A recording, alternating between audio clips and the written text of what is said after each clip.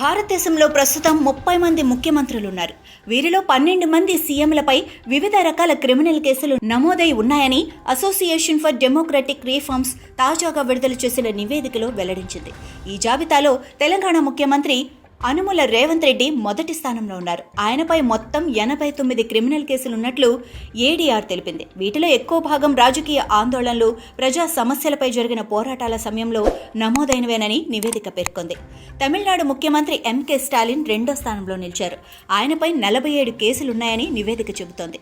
తమిళనాడు రాజకీయాల్లో స్టాలిన్ పోరాట పంథ, దీర్ఘకాల రాజకీయ ప్రయాణం ఈ కేసులకు కారణమని విశ్లేషకులు భావిస్తున్నారు. ఆంధ్రప్రదేశ్ ముఖ్యమంత్రి నారా చంద్రబాబు నాయుడు మూడో స్థానంలో ఉన్నారు. ఆయనపై 19 కేసులు నమోదైనట్లు ఏడీఆర్ తెలిపింది. వీటిలో అధిక శాతం రాజకీయ ఆందోళనలు, విధానాలపై ఎదురైన వ్యతిరేకతల వల్ల వచ్చినవేనని విశ్లేషకులు చెబుతున్నారు. ఈ ముగ్గురితో పాటు మరికొన్ని రాష్ట్రాల ముఖ్యమంత్రులపై కూడా క్రిమినల్ కేసులు నమోదై ఉన్నాయని నివేదిక వెల్లడించింది. అయితే అన్ని కేసులు తీవ్రమైన నేరాలకు సంబంధించినవని కాదు.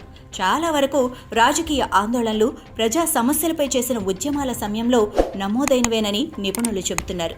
ఏడీఆర్ ఈ నివేదికను సీఎంలు ఎన్నికల సమయంలో సమర్పించిన అఫిడవిట్ల ఆధారంగా తయారు చేసింది.